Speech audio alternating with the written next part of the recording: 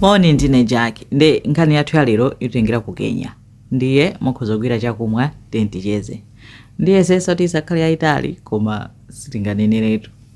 Nde nkhani yake ndiyothandiza kuti anthu tizitha kuganiza sometimes kuti kodi ndikukhulupirira chani ndipo zimene ndikukhulupirirazi zinditengera kuti eti zikhulupiriro padziko lapansi ndi zambiri.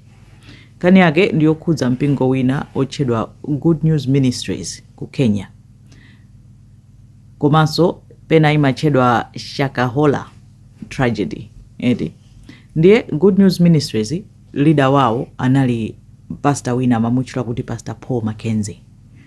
Paul Mackenzie zinthu zake zochitika za cult ngati mukudziwa cult ndi mipingo icha imakhala ndi zikhulupiriro zake ngati kuti zoonjeza zopanga ngati kuti china chilichonse pa dziko lapansi ncholakwika njira yake ndi yokha ndipo anthu ake amakhala ololera kuti apanga china chilichonse akhoza kuufera mpingowo zotero zoyeti. Koma zambiri zimakhala zonena kuti akuyambitsa ndi maleaders iwo ndipo iwo mwina akupezapo benefit ina yake somehow. Nde kumayambiriro kwa 2023 anapezeka kuti mafamilies ena ake anapita kukadandaula polisi unena kuti abale athu asowa sizoti apita kuti takhala tikuwasakasaka. Ena anali mabanja onse ndithu banja la tunthu lasowa makolo ndi ana omwe, ena aka ndi sister wawo, ena brother wawo, ena mayi awo zoterozo. Nde Kenya boma apolisi anapanga set out investigation kuti ayambe kufufuza. Anapeza kuti magulu onsewa anthu amene amasowawa anali aku Good News Ministries ija edi tati ndi mbali ya kumalindi ku Kenya. Nde anatumiza apolisi kuti akayambe kufufuza. Ndi anapeza kuti yes anali ndi mpingo kumalindiko koma ambiri anasamukira ku forest akuitchwa kuti ku Shakahola forest kumene anapita kukakhazikika. Ku Shakahola forest ko akuti kunali farm ya apo Mackenzie ania cha mpingo eti. Nde apolisi apita kumene kucha kuti akafufuze. Anakadabwa apeza kuti kuli community ndithu eti mamemba a church ija. Koma anthu ake olenguka ena unena kuti akoneka kuti asala pang'ono kufa. Ndazija zosakhala bwino zicha kudzidzidza anthu achikuchitika nchani akoneka ngati kuti ali ndi malnutrition. Basi pamene anayamba kuimba mafoni kuno anthu sali bwino kuwatenga ena kuthamanga nawo ku chipatala. Kuyamba kufufuza area yake nali area yaikulu kwambiri mu nkhalango ya ku Shakahola. Akupeza kunena kuti ayamba kupeza marupe anthu okufa. Kenako ayamba kupeza manda. Ena mass grave kufukula kupeza mu anthu ambirimbiri. Pena kufukula kupeza mwina anthu 5 abanja limodzi onena kuti anthu anafa ifa. Kuyamba kufufuza tichuchitika nchani anthu afa ndi chani. Mpamene akuona kuti inali fasting yanji abusa apo Mackenzie aja polalikira nkwauza anthu awa kwauza kuti mukakumana ndi Yesu. Njira yabwino yokakumanana ndi Yesu akuti mupange fasting, musale kudya mpaka mufe. Ndi njira yake yokhayo yomwe anthu angakumane ndi Yesu. Anthu ndi amatani amakhulupirira zimene zonkumapanga ma fasting nkumafika pomafa. Akafa pasaka ngwakwirira, akafa ndi ana omwe zinambika ngati za simple apeza anthu 8, kena kwapeza anthu 10, kena kwapeza anthu 20, 50. Anthu chochitika ndi chani. Nde chinasanduka chinkhani chachikulu tragedy chinkhani chachonera kuti kukuchitika chani ku Kenya kuli cult ku Shakahola. Anapitatu ma forces ma teams army a police kuyamba kuchita dig kufukula ku Shakahola kuli kuchitika chani. Anapeza apo Mackenzie anawamanga kuyang'ana kuona kuti anthu ambiri amene amapeza kuti afa amafa munjira yake imene yoti afa ndi fasting. Koma ari panala anthu ena aoneka kuti aphedwa. Ndanamba fufuza kuti nangasona anthu ena wamaphedwa ifa chani.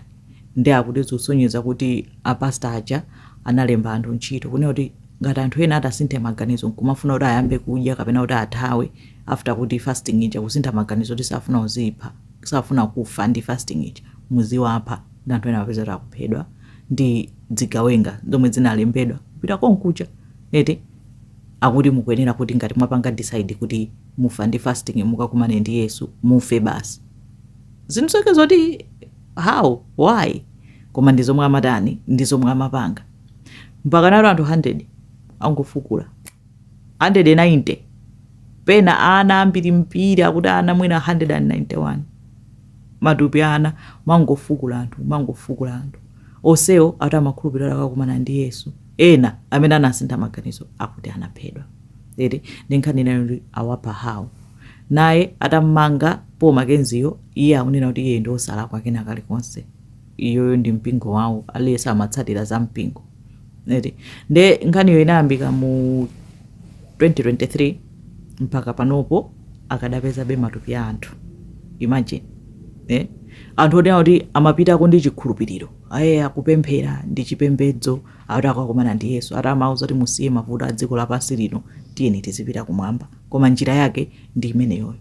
Anthu akuti amene anawonkhesera matupi anadutsa 400 matupi anthu amene anafukula anthu oti anaphedwa ena anafa ndi fasting koma akuti mwina anthu 600 ndi osowa mpaka pano sadziwana ali kuti anthu ena anasowa sanawapeze ntchito yofukula sinathe ikadapitirirabe pena amene kuti kufukula anthu kukuvuta chifukwa choti kumagwa mvula kwambiri koma apowo ndi anthu ena okwana 91 anawamanga onsewo akadazengedwa be milandu to this day milanduyo nkhaniyo ikadachitikabe anthu ambiri anataya miyoyo yawo ena anapulumutsidwa eti omwe anawapeza ali moyo akadali moyo anawatengako eti so no point ndionena kuti who are you listening to, what are you believing eti chikhulupiriro ndi chabwino kupemphera ndi kwabwino koma I think anthu timadzalakwitsa ponena kuti timadzayiwala kukhulupirira mawu aja eti mawu lese Bible chilichonse chili mommuja wina aliyense akhoza kutani kuwerenga wina aliyense akhoza kupemphera koma pena timadzasiya chikhulupiriro chicha ndi kuyamba kukhulupirira munthu kuyamba kuyang'ana munthu kufika point yonena kuti kuyamba kumvera ndi kupanga china chilichonse chomwe munthu akunena zinthu zonena kuti sizikugwirizanazo ndi zomwe zili muchani mu chipembedzo chomwe tikutchula kuti tikupembedza chicha mu Bible mulibe muzonena kuti ayo pange fast mpaka na ufe kuti ukakumane ndi Yesu koma chifukwa choti kuti wina wake onena kuti mwina mmutu mwake sitikudziwa kuti zikuyenda bwanji akungonena zimene zichazi mwina zikumusangalatsa zona anthu akufa anthu akumulondola anthu kuyiwala kulambira Mulungu nkupeza kuti mwina kupeza kuti tayamba kulambira munthu to the point of our own detriment de